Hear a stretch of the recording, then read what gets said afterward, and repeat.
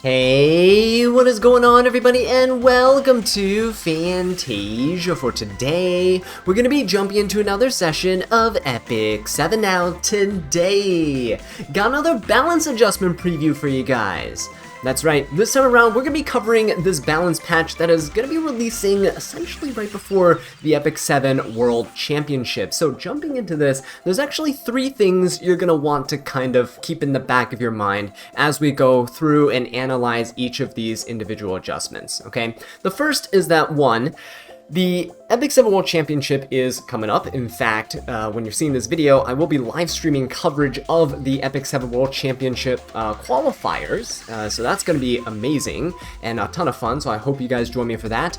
Two, the summer anniversary event is going on, and there are some outdated summer units that kind of need a little bit of a tweak, so this is the best time to kind of bring them into the spotlight before their rerun banners potentially come out in the second half of summer. And three, we currently have a free Galaxy Summon event going on, 100 Galaxy Summons, 5 a day for 20 days, and a lot of people are going to be pulling a lot of ML5s that they want to use, and they're not going to be very happy with the ML5s if they're kind of subpar. So with those three things in mind, let's go through this list. There are 15 heroes that are going to be changed here, starting off with Specimen Sez. We have Baal, Lilias, Lionheart Cermia, Commander Pavel, ML Kayron, big one here, I'm very excited for that, top Model Luluca, okay, and then we get into the 5-star Covenants, right? We have Festive Eda, we have Flan, Summer Break Charlotte, Mui, Lilibet, Sharun, and then two ML4s, Challenger Dominiel, and Inferno Khawazu. Now you're going to see that this list is very heavy on the ML5s because we're going to be seeing a lot of people pull these units and they don't want people to be unhappy with these units, right? Especially because a lot of these are really subpar in the current meta and they haven't really been used in a while. When we see the 5-star Covenants, Festive Eda, Sunbake Charlotte, these are going to be available for rerun, I'm assuming, in the second half of the summer. That's going to be coming up, so we'll see, hopefully, right? Anyway, let's go ahead and jump into the actual preview and let's break things down, starting off with the one, the only, Sez. Right, Specimen Sez right here is going to be getting a huge buff actually to his S1 and his S3. They're both going to get the effect that he increases effectiveness of the attack by 50%. This is not him getting an effectiveness buff, right? He's not going to have something that can be dispelled. It's built into the skill, which is actually the first time I think we're seeing this, which is really cool. If you don't know, Sez is an absolute powerhouse nuke, right? He can, when he grabs you with his S3, he's essentially doing like 40, 60, I've seen 80k damage Sez's, right? He is absolutely bonkers. So he is able to penetrate people's defenses when when the opponent is stunned, right? So you see down here, penetrates the target's defense by 30%. When the enemy is inflicted with stun, penetrates by 100%. The issue is you have to run him with a lot of units that can stun the opponent, like Silverblade Armament and stuff. But now, with 50% extra effectiveness, maybe throwing on a little bit extra effectiveness, like 20-30% effectiveness, bring him to 70-80 effectiveness total when he attacks here, he's able to inflict 50% chance to stun on his S1, and he has an 80% chance now with his S2. His S2 is actually an AoE as well, so it's a really good chance you're probably stunning somebody, and if anybody is stunned, they're pretty much dead, right? They're pretty much dead, because he penetrates the defense by 100%. This S3 modifier is insane. The damage output from his Lightstorm attack is crazy. Now, the other change they gave him is he's able to give himself an attack buff for 2 turns, which is even more insane because they didn't even nerf his damage for any of his skills. He is going to be hitting like an absolute truck. Okay, the other cool thing is because he's getting an attack buff here, what you could do with Sez, because he does have evasion and he kind of dodges like skills that strip buffs, you can run him with a little less damage and a lot more bulk to keep him alive. And the reason I say that is because now when he S3s, he will absorb some of the damage dealt as health. It doesn't matter if this is a 10% lifesteal, a 20% lifesteal, right? The fact that he can deal up to like 40-50k damage in a single hit means that even 10% of that is 4,000 healing, and he's just going to reset the cooldown of the skill, stun some more people, right? Gain some more combat readiness, and then just do it again. So This is insane that he gets a damage boost with attack buff, he gets more consistency with stuns, and he gets lifesteal built into his kit. So you can take him off of lifesteal set, you can probably even build him on something like counter set, right? You can build him on speed, you can build him on so many different things, even destruction set if you just want to nuke your opponents to oblivion. So yeah, Specimen Sez, absolutely amazing unit right here. Really happy to see this change. Okay, next up, Sage Baal and Sezan. This guy has been kind of fallen out of the meta ever since just everything became super tanky, and he used to be a really good anti-cleave unit, right? Your opponents will go, he'll jump in and cut, and then he'll use his S2, he'll kind of sleep everybody, and you're good. So nowadays, he's just really inconsistent, so they did buff him. They did buff him so that when you use his S2 and he attacks all enemies to inflict sleep for a turn, he now dispels 2 buffs, which is really nice. This used to be really inconsistent with an 85% chance. They buffed that to 100, and now he's dispelling 2 buffs. So if you're buff stacking with immunity and barrier, let's say with like an FCC on your team and stuff, you can now, you know, bypass that, and you can still sleep your opponent. They can still 15%, but you do have ways to kind of play around that now with this little bit of a update here.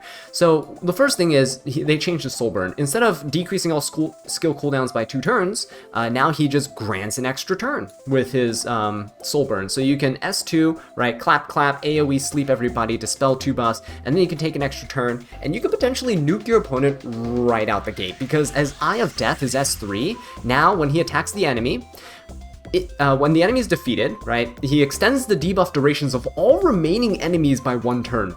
That's kind of nuts, because you're inflicting sleep.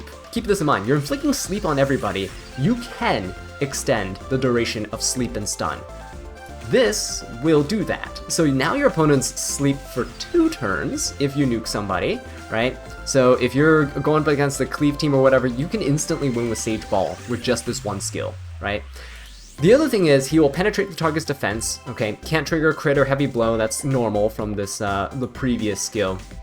But now, before he used to deal damage based on his lost health, kind of like how Ice Crow does. When Crow is low on HP, you can nuke your opponent for more damage. Now, his damage dealt increases proportional to his max health. So he essentially can just nuke somebody straight out the gate, if you want to. And his damage dealt increases when the target is inflicted with sleep. Now, we don't know how the modifiers are going to work. We don't know how weak or how strong this S3 without a sleep target is going to be. We don't know if when they're asleep, if we're going to double the damage or if it's just 1.5 times the damage. We're going to need to see the modifiers on this, but if this is working to the point where you can deal, let's say you're dealing with like a 25k HP Sage Baal and you're dealing like upwards of 10k damage, right, on a single target nuke, that is pretty good. Because you're penetrating defense, you're essentially, whatever your HP is how much your damage is you're going to be doing, right, depending on the multiplier here. This can be really, really strong. And I can see Sage Baal immediately getting built to counter like kind of really speed heavy cleave type of teams. This is really cool. Can't wait to see how this plays out because I'm a huge Sage Baal fan and I'm a huge tank down kind of control-y type player, right? I lie about being a turn 2 player. I'm essentially a control player at heart. So this is definitely making me very happy. We'll see how it plays out though. Multipliers really matter here because if he can't kill, he's not going to do anything. Next up, Conqueror Lilias, a unit that's kind of been rejuvenated in the spotlight here because of the new Huayang that came out, right? The Summer Huayang. So Conqueror Lilias now is not just going to be decreasing the combat readiness of the target by 25%. Instead, now you're just gonna inflict the redirect of provoke and decrease defense for a turn. So now she can defense break. And if you soul burn, she's not just going to have redirected provoke for 2 turns, you're going to extend both the redirected provoke and the defense break by a turn, which means both of these are going to be 2-turn debuffs. That's going to be insane. Not only are you locking down that opponent, but they're also essentially just marked for death, right? Defense break is one of the best debuffs in the entire game and really hard for a unit to survive if they get that inflicted on them. Now, the other thing is, you know, people are going to miss that decreased combat readiness effect on that S2. However, it's going to be replaced in the S3, because when she S3s and she grants Vigor to all allies for 2 turns, she also increases combat readiness by 15%. That's right, she is now essentially a bridge unit for the team, which is really good.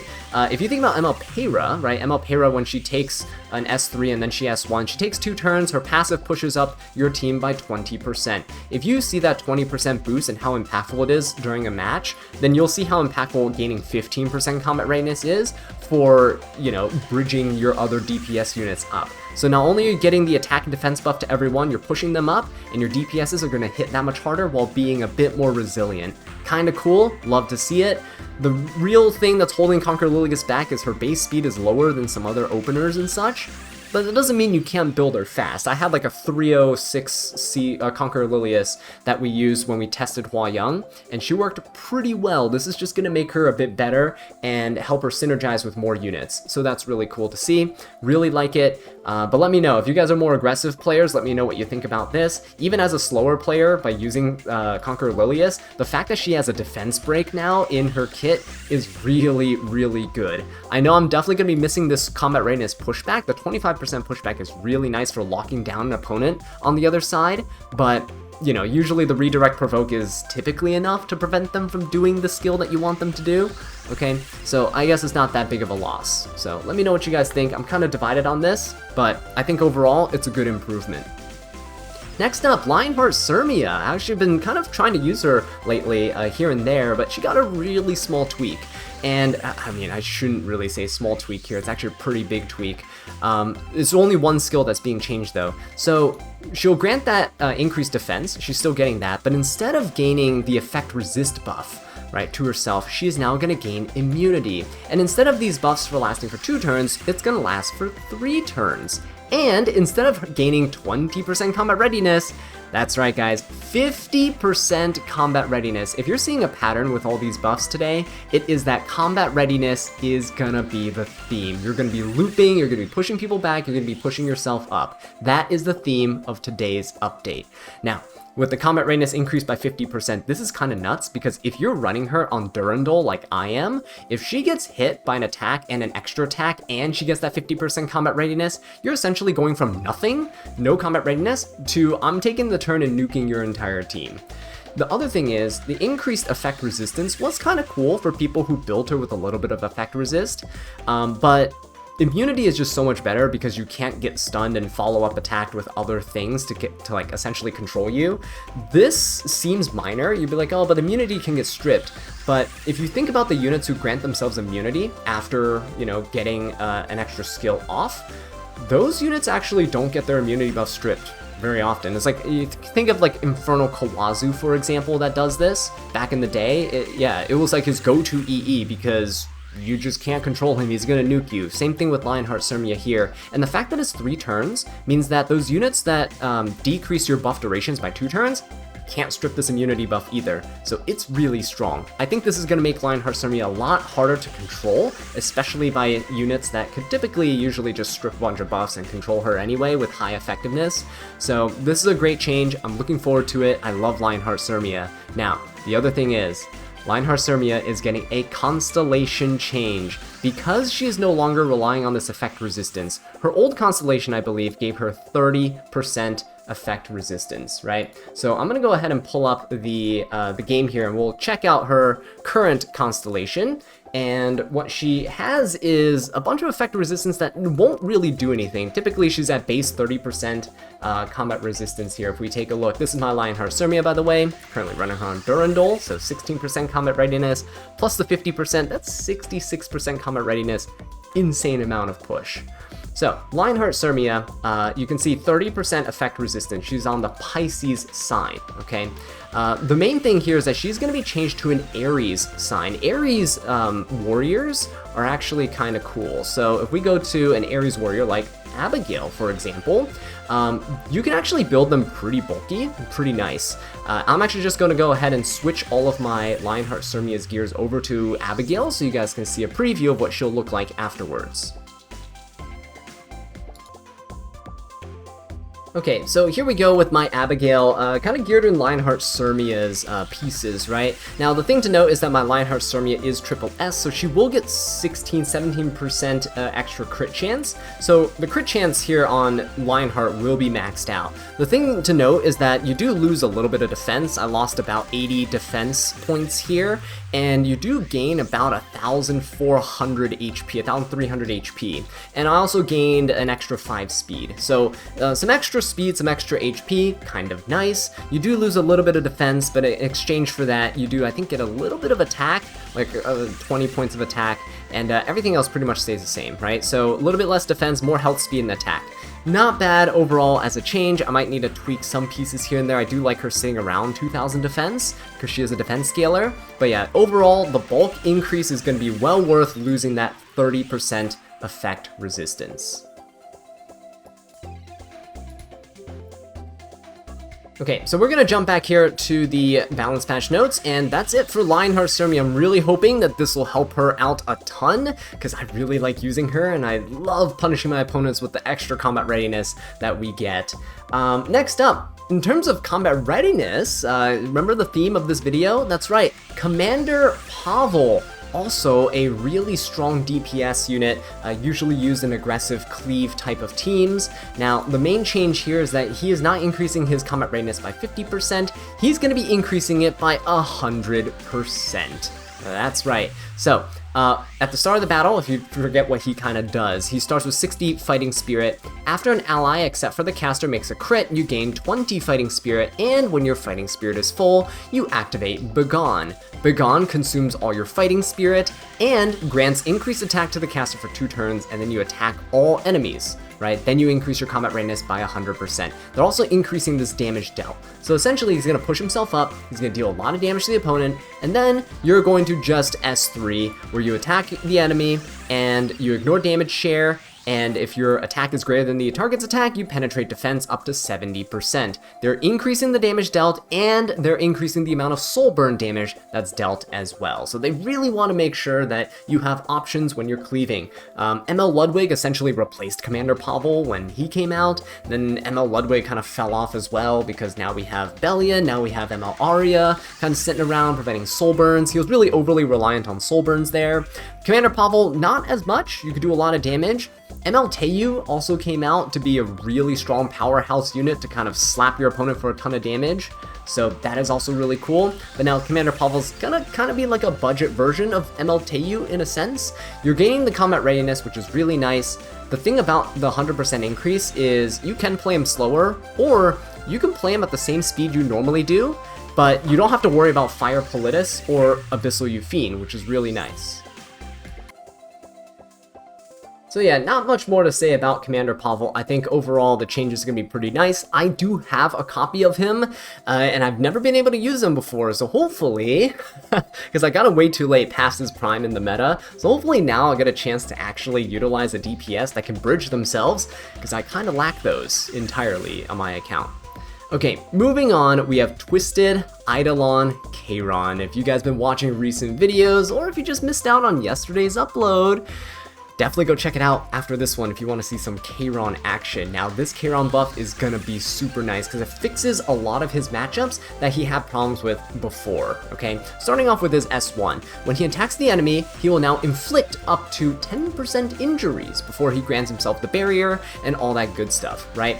Now, the great thing about this is if you're fighting with Kayron in slower matchups, the problem with Kayron is that he usually can't get the opponents low enough without them kind of healing up, self-sustaining, right, and all that good stuff before he can nuke them. So this actually reduces the max health that they have, which means that even if they're trying to heal and stuff, essentially you're going to be chipping them down far enough to the point where when you S3, they're not going to survive. This is great when you're attacking, 30k HP units and stuff, and they're super tanky, and you just can't nuke them in one go. Fantastic synergy with his kit. Next is his S2. His S2 allows him to gain that full 100% combat readiness, right? When his fighting spirit is full. The great thing now is that even when he's controlled now, he can go. He's going to dispel all debuffs from himself before increasing in combat readiness by 100%. So if you want to know how effective this is going to be, this is like when you're fighting an Abyssal Euphine that's at full fighting spirit that's about to cleanse herself on her turn and then get trauma mode on you and trauma dump, right?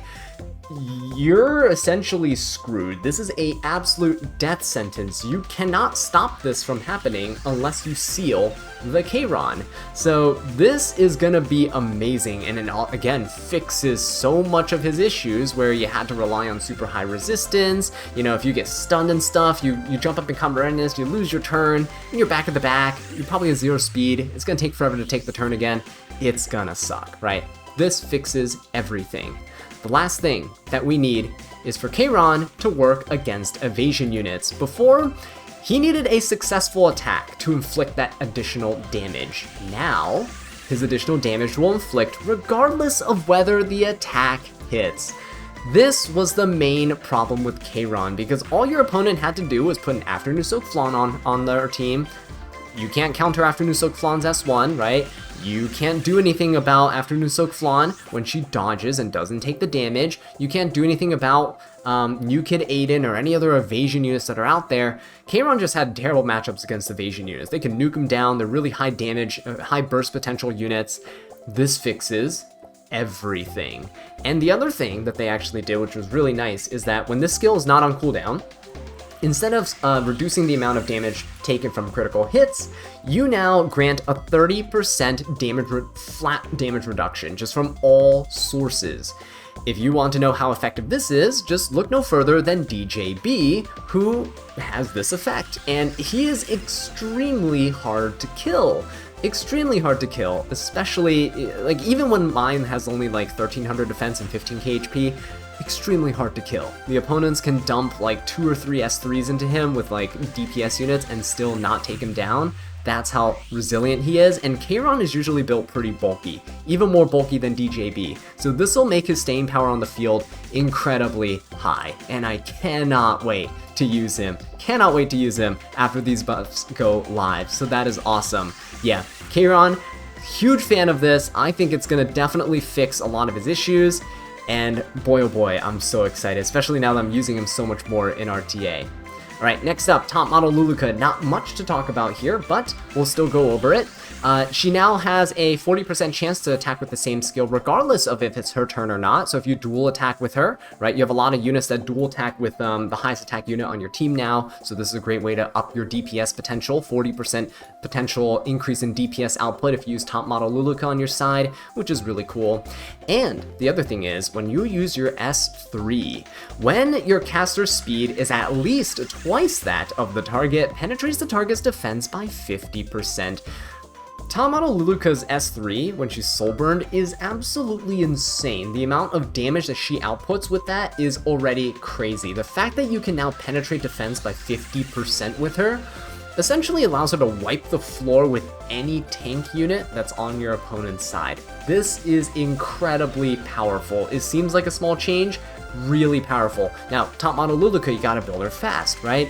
300 speed, if you can get that. Mage of the Black Hand of the Mage, right? Something like that can help with your crit rate while maintaining your high speed.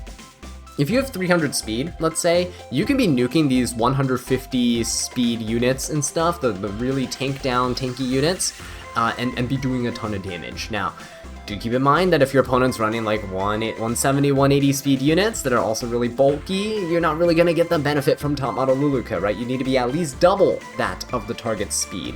So really only good for nuking really slow units with like HP boots, defense like rings, HP rings, all that stuff. But that's where you need this effect the most. So it's just going to make her a bit more versatile. It's kind of cool to see, and hopefully more people use her. I hope not, because every time I fight her, I tend to get obliterated. So yeah, she's one of the fastest mage DPSs in the entire game. Alright, next up we have Festive Eda. So, wow, she is going to get a complete overhaul here. Instead of decreasing hit chance with her S1, she is now going to have a 40% chance to inflict stun for a turn. Hey look, she can kind of synergize with Spez, along with all the other units that stun with their S1, like DJB and Dragon King Sharun, and the list goes on and on, right? So, not bad, right? The hit chance decrease was, little iffy, but stun definitely way more impactful. She loses a soul burn to grant an extra turn with her S1. That was usually to kind of turn cycle her to get her passive back up and her S3 back up, but here, they're getting rid of that. We'll talk about where the soul burn goes in a bit. Her S2 says at the start of the battle, at the end of the battle, you gain stealth for a turn. At the start of the turn, when you don't have stealth, you dispel all debuffs and grant shyness for a turn. So this is whenever your stealth gets stripped, your opponent's openers and all that stuff, right, hit you, or you get hit by an AoE. This is pretty nice. After attacking, when you have shyness, you activate expected outcome. And this attacks all enemies, and now, instead of dispelling 2 buffs and decreasing combat readiness by 50% and having an 85% chance to defense break for 2 turns, you now just decrease your opponent's combat readiness by 50%, and you inflict additional damage proportional to the caster's max health. So it's kind of a little bit of fixed damage that you're doing to your opponent, which is like okay, I guess. It's not really super impactful, especially with Fallen Cecilia that's out right now, minimizing the damage that you do with this kind of stuff. But if you build a really tanky, like 20k HP, let's say this scales like 10% of her max health, you're still dealing a fixed 2k damage to your opponent, which can actually make a bit of a difference, right? So it's not bad for damage, especially if she's setting up for somebody else. So the next thing is, when you have her S3, let's just go to her awakened part of the S3, you will attack all enemies by collecting bubbles, you will dispel 2 buffs before an 85% chance to inflict defense break for 2 turns, and 100% chance to inflict silence for 1 turn. So essentially, they took this S2 skill here, this effect, and they slapped it onto the S3. So now you're defense breaking on the S3, you're silencing on the S3, it doesn't seem that bad. So typically you still want to get this S2 first. You're going to be dispelling the buffs, right? Or sorry, you're getting the, before you have to get the S2 first to dispel 2 buffs. Now you don't have to do that. You can just S3, dispel the buffs, defense break, silence. Really strong bridge unit, really strong opening unit now. You can build her relatively quick, right, for this effect, which is not bad at all. The other thing is, she's losing this, what is it called? The 100% chance to make them unbuffable for 2 turns. She's losing that, and she's losing that this skill is unaffected by cooldown increase and decrease effects. So you can still get, it's really niche. She used to not be able to get reset by like Knockwall and Lua and stuff like that. And she was kind of meant to counter those types of units. If your opponent open with Knockwall, you can still S3, silence them for a turn, all that stuff. And then you can still activate the S2, dispel 2 buffs, decrease combat readiness by 50%. You essentially punish your opponent for breaking out of stealth. Now, you're gonna punish them a little bit for breaking out of stealth, but most of her kit is something active instead of reactive. You can set up the strip, you can set up the defense break, and you can set up the silence all in one go. So this is actually really good. The other thing is, you see a soul burn effect? The soul burn effect says ignore effect resistance. So if your opponent starts with barriers and immunity, with Fallen Cecilia and all that good stuff, buff stacking, now you can soul burn this, you strip those 2 buffs, you most likely inflict defense break on at least 3 of the units on the other side, and you have a 100% chance to silence for a turn. So you're screwing your opponent over completely. Like if they're trying to go for a cleanser, if they have a high effect res DJB, Infinite Horizon Acades, you just give them the middle finger and say, no, you can't do that, you can't cleanse, and you're good. So this is crazy. Really, really strong buffs to Festive Eda. Can definitely see her being used now. And I'm actually kind of scared, because I'm not a huge fan of ignore, effect, resist type effects, but, you know, I understand why it's there, right? Moving on, we have Flan, the regular Flan, not Afternoon Silk Flan, not Pirate Captain Flan, just regular Ice Flan, one of my favorite units in the game. She is not going to have the chance to dispel a buff anymore. Instead, it's going to have a 75% chance to decrease defense for a turn. We'll get to her EE change as well, because the EE used to be affiliated with the S1 here. Her S3, Advantageous Deal, now increases skill cooldowns of all enemies by 1 turn, which is great. This is kind of like the Knockwall, this is kind of like the Lua effect that we see here. It's given to Flan, which is fantastic. Unhealable is really a kind of a dead debuff, right? It's not really gonna solve anything.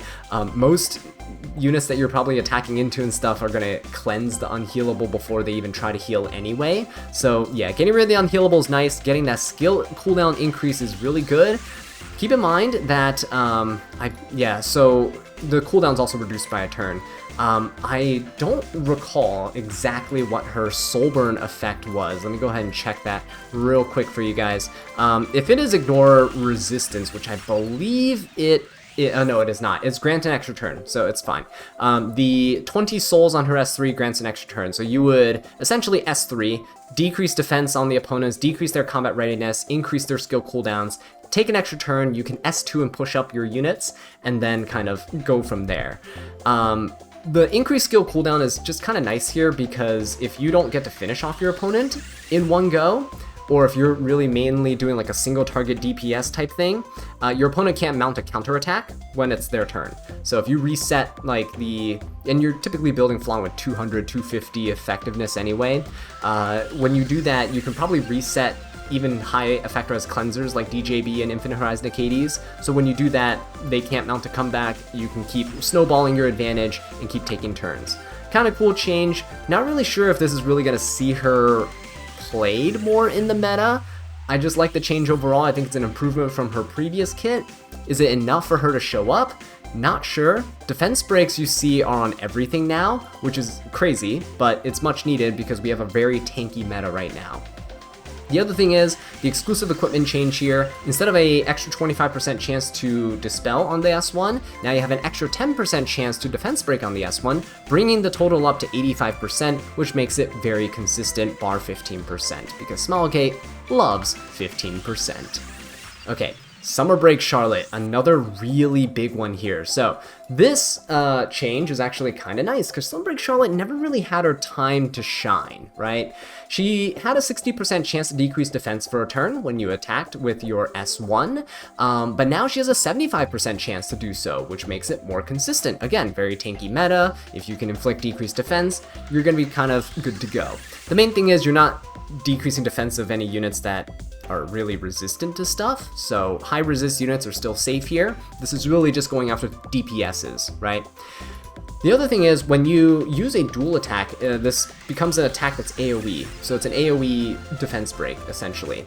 The changed attack will now increase the combat readiness of all allies by 20%. If you're not sure what Sunbreak Charlotte does, every 4 turns, she gets this enhanced dual attack, which means the next attack is a guaranteed dual attack with her. So every 4 turns, every 4 of your allies' turns and stuff, you're gonna gain this effect to just push up your combat readiness, which is really strong, right? Before it just used to increase the combat readiness of herself by 25%, now she's gonna be increasing everyone's combat readiness. If this is kind of reminiscent of Afternoon Soak Flan, it kind of is, right? If Afternoon Soak Flan's S3 pushes up everyone's combat readiness by 20%, right? Or 25%, I forget how much, but yeah, same thing here now with Summer Break Charlotte. She's gonna be doing the same thing, but she's gonna be very consistent with it by dual attacking, right? The enhanced dual attack. She is gonna be slightly worse than Afternoon Soak Flan in the sense that, you know, you only get this dual attack buff, the enhanced dual attack buff every 4 turns, but Afternoon Soak Flan can do it anytime she has focus. The good thing here is that Summer Break Charlotte does not rely on focus, so it's really cool. And she also gets increased damage dealt on her S3, which is always really nice. She did need a little bit of a boost in terms of her damage there. It was kind of lacking for the most part. But Summer Break Charlotte's S2, you get the enhanced dual attack at the end of every 4 ally turns. So it's not that you have to take 4 turns herself, it's just 4 of the allies' turns, right? So you can turn cycle this pretty quickly. You don't have to build her super fast. I know some people build her really nuke heavy and damage heavy. You can actually build her in a slower team and kind of use her as a bruiser that does a lot of good damage, very consistent output, good combat readiness pushes and stuff here we can see, right? Gonna be kind of nice. So, looking forward to hopefully being able to use her again, because I really liked her kit. Okay, moving on, we have Lilibet. So, my guildmate Joe actually is going to be super happy about this change, hopefully. But Lilibet here is getting a kind of a complete makeover, still kind of thematic, right? So, we'll cover this. She used to have a 50% chance to put Unbuffable on the opponent for 2 turns, and Unbuffable is a really strong effect. But on a damage skill, on a DPS unit, it's kind of less effective, and it's only a 50% chance to do so, right? Now, the damage on her S1 is going to be increased, and she's just going to get an increase of 20% combat readiness. Again, remember the theme of this video, combat readiness gains, right? Everyone's gonna get combat readiness now, so just keep that in mind going into the future. Ready your Fire Politis and your Holiday, or Abyssal Eupheme, because you're definitely gonna need to stop this shenanigans. But Lilibet here gonna be pushing herself up more consistently. Before, she used to inflict 3 bleed effects, 55% chance each for 2 turns, before increasing her combat readiness by 50%. And if a target is bleeding after the attack, you gain another 50% combat readiness. Now, she's just going to have a 100% chance to dispel all buffs, and a critical hit will guarantee her an extra turn. So instead of getting combat readiness and potentially being cut by your opponent, you're just going to guarantee the extra turn with a crit. Kind of nice. The chance to dispel all buffs, also really good. The main thing is, like, you're not building Lilibet with effectiveness, right? So they actually did just balance this a little bit by decreasing the damage that's dealt with this hit. Lilibet hits really hard in general, so this is kind of a nerf to her damage, but she will get the Soulburn effect to ignore effect resistance. So that is kind of nice. I don't know what this really accomplishes, honestly. Lilibet was kind of in a weird place where, you know, inflicting the bleeds was super inconsistent, especially against high resist units. So now at least you get to ignore effect res and dispel all buffs, and then S2, you're going to crit, you're going to gain an extra turn, and then you're going to be able to S3, right? Now, they decrease the damage that's dealt here, and they took away the soul burn that increases damage dealt. So Lilibet's not going to be able to completely decimate things as hard until you realize that she now not only inflicts extinction, but she penetrates the target's defense completely. Like, no strings attached, no higher attack, no higher speed, nothing. You just have 100% defense penetration. This is going to be huge. I think she is going to be a really nice unit to kind of just nuke your opponent. You're going to go in with an S2, right? You're going to crit, you're going to gain an extra turn, and you're going to come right in with an S3. If your opponent has some evasion, she has a little bit of built-in extra hit chance, right? If you're fighting Arbiter Vildrids, you're going to inflict extinction. You're not going to prevent them from coming back. This is kind of nice. I can definitely see her being really effective against units like Ruel, potentially, right? If you're having trouble with defensive revive units, you can just use Lilibet and kind of destroy them. So that's kind of cool. Nice to see. I don't know if this is going to make her really viable or usable, but I think it's cool. It's definitely more consistent than what she used to have. And yeah, I'm kind of excited to see where this goes. She doesn't get the decreased skill cooldowns anymore, by the way, so do keep that in mind. You're going to have a longer cooldown your S3, but I think it's pretty well balanced out by the penetration of defense. Hopefully they don't nerf her damage too much, because if Specimen Sez can nuke things into oblivion, I think it's fair that Lilibet should be able to as well, right? Because Spez and Lilibet are very similar in that they both also inflict extinction. Anyway, moving on to more minor buffs. Mui. Wow, there's so many buffs, guys. This is a pretty big balance patch. Mui here has a 100% chance to inflict target with for a turn, instead of 75% chance for 2 turns.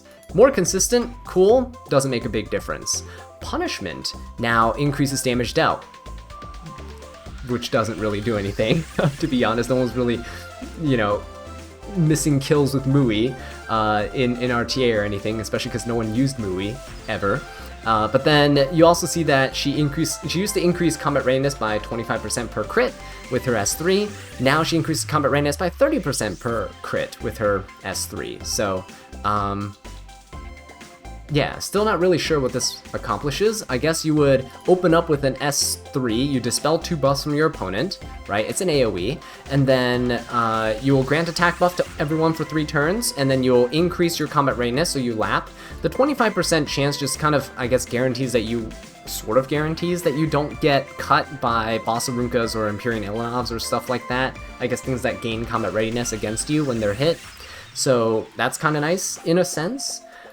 Not really sure why they didn't just grant you an extra turn in that case, but yeah. Increase attack buff for 3 turns, you get to take an extra turn, you go for an S2, you would inflict bleeding effects for 2 turns, 80% chance to inflict stun for a turn, it's an AoE attack, you increase damage dealt, and then you have increased chance to inflict target for a turn.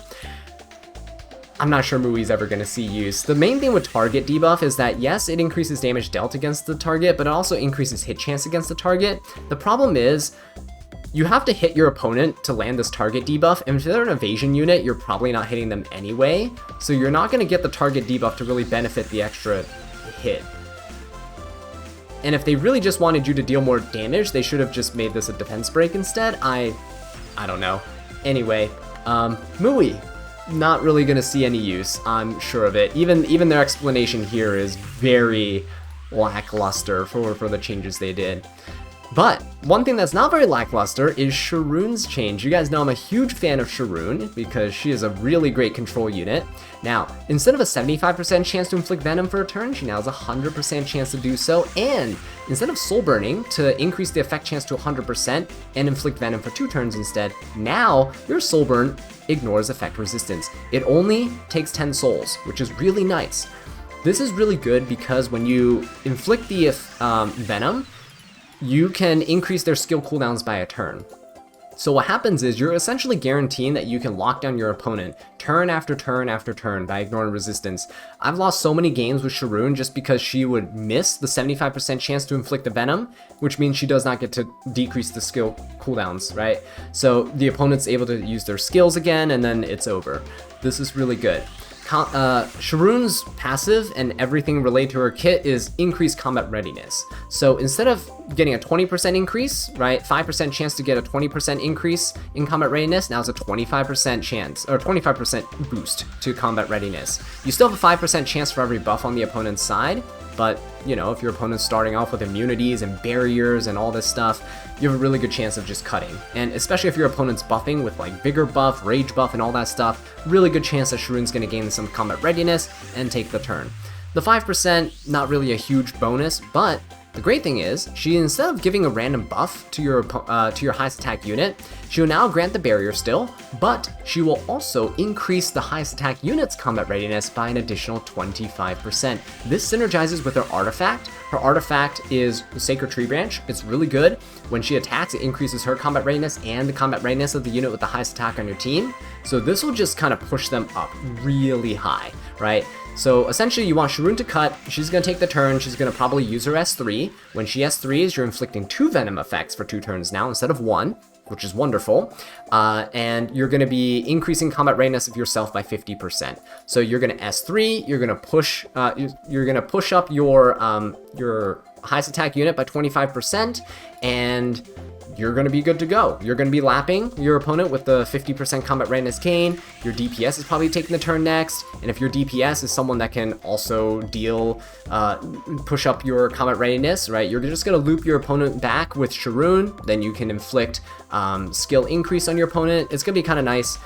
Really niche unit still, not going to be seen everywhere, but trust me, she's going to be very powerful. So I can't wait to test her out and use her in RTA.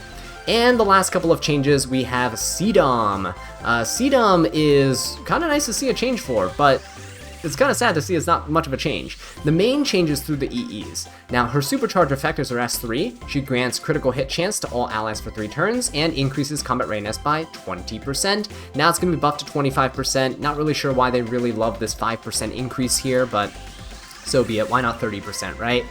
But anyway, when she uses her S3 now, she now will grant attack to all allies for 3 turns. So not only do you get a crit chance buff for 3 turns, but you get an attack buff increase for 3 turns. This is pretty good. Now, I'm not saying that she's going to be widely used in RTA and Arena and such, but keep in mind that for newer players, when you're running around, the worst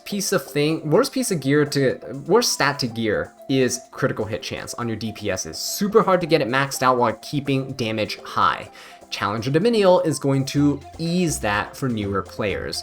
50% crit chance, getting an attack buff, all in one skill is going to be very nice, including the increase in combat readiness, right? So this is going to be great in PvE content, I believe. I think she's going to see some use there, especially for newer players having a hard time gearing their units. This is going to be a good filler unit to kind of sub in, and she's also really good single target nuke as well. So I think this is a big win for her. Just not really gonna expect to see her in PvP because I don't think anything really changes with her in regards to that. Last unit here is going to be Inferno Khawazu. He has a 75% chance to burn for a turn on his previous skill, and when he has Vigor, increase the chance by 25% to inflict an additional burn. It sucked. You never landed this burn because you're using Inferno Khawazu to nuke units that have high resist and high bulk. So now, when you attack the enemy with flames, you inflict burn for a turn. It's a 100% chance. And when you have Vigor, you ignore effect resistance. That is Brilliant. It's great. That's all you really need, okay? That's Jealous Strike. I believe that's his S1. So, yeah, when you get Vigor, you ignore res, you put burns, you detonate them, you're going to do a lot of damage. It's great. The S3, okay, for his exclusive equipment, it used to have the effect where you can silence the target for a turn when using his Flames of Destruction. Okay, that's his S3, and when he is Vigor, it ignores effect resistance. Nobody uses this EE. The only EE people use is the one that gives him immunity after he uses his S2, so he can't be controlled, and it guarantees that you can take the turn. Kind of like Lionheart Cermia's buff earlier that we talked about. The exclusive equipment now inflicts 1 additional burn for 2 turns if granted Vigor when using Flames of Destruction. So when you use your Flames of Destruction, normally inflicts, I believe, 2 burns onto your opponent. So when you inflict those 2 burns onto your opponent, it's now you can ignore, well, he always ignored res on his S3 here. Let me pull up Khawazu so you guys can see a little bit of a visual. So Flames of Destruction here, 100% chance to dispel all buffs from the opponent, and then you inflict 2 burn effects for 2 turns, okay? And when you have Vigor, you ignore effect resistance. You also detonate these burn effects. If you get this EE, you'll have 3 burn effects that you'll detonate, which is really strong. That increases his damage by 50% essentially, his burn damage, or the detonation, right? Because it's an extra burn effect for 2 turns, that's a lot. The other thing is, his S1, Jealous Strike, now will have a 100% chance to burn the opponent, and you ignore res. So, you're going to notice that his Soul Burn is on his S1. So you can S1 Soul Burn, right? You can, once you get your Vigor buff, you S1 Soul Burn, punch your opponent, put that burn on them. You then S3 your opponent, right? You're going to inflict 3 extra burns. Remember that EE gives an extra burn effect. 3 extra burns, 4 total burns on your opponent. You're going to detonate that. You're going to ignore effect resistance. Inferno Khawazu is essentially just going to nuke anybody, any unit you want off the face of the planet. And the fact that Lilias got a bit of a buff too, you know, kind of complements this Inferno Khawazu because he definitely benefits from the Vigor buff. So yeah, I think that's a pretty good change. Inferno Khawazu used to be a really nice powerhouse unit into a lot of openers and such, especially AoE openers and things. I think he might be pretty useful against things like Fire Lilica and stuff. Depends on how you build him. But yeah, I think he definitely has a chance of being pretty decent little tech, a little pocket pick. But anyway, that is going to be all of the balance adjustments here. They are delaying this balance adjustment because the Epic 7 World Championships are going to be going on. So August 6th is when you can see these buffs go live. I would love to know what you guys think of these buffs down below. Let me know what your favorite unit's change was, because me personally, ooh, it's going to be hard to pick, but I think Twisted Eidolon Kayron is definitely going to be my favorite pick here because I've been having so much fun with him lately. But I think number 2, a really close second place, is definitely going to be Specimen Sez. Anyway, with that being said though, guys, thank you so much for watching, and I'll catch you in the next one. Take care.